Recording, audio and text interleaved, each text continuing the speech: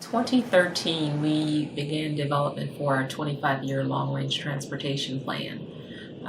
It's a policy plan where we took a look at our core values and visions for the Department of Transportation, and we wanted to get input from the public and also use data-driven measures to find out what are some of the transportation issues that are going on right now within Tennessee. What are some of the transportation issues that peer DOTs were facing, and what are some of the transportation issues we want to try to face in the future?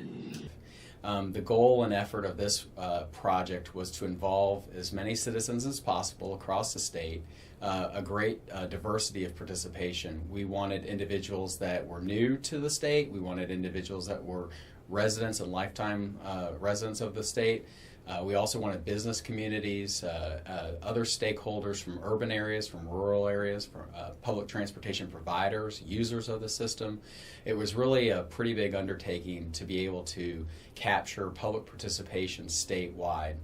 There's 6 million people plus in the state of Tennessee, and there's 4 large urban areas across the state, and there's also 95 counties. So really it was a challenging job to figure out how best to involve individuals in the process.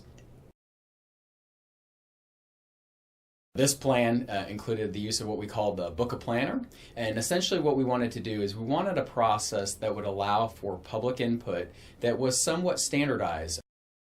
So we developed a PowerPoint presentation, and we used little clickers to let the public be a little bit more interactive, and they would be able to answer the questions within the presentation. It was a really interesting process. We had more public involvement in that process than we've had in any other long-range plan development. We had over 20,000 touch points, either through the bus tour, the presentations that our community planners were out making. We had a website, we would do social media. We tried to hit almost everything that we could to make sure that people knew what we were doing.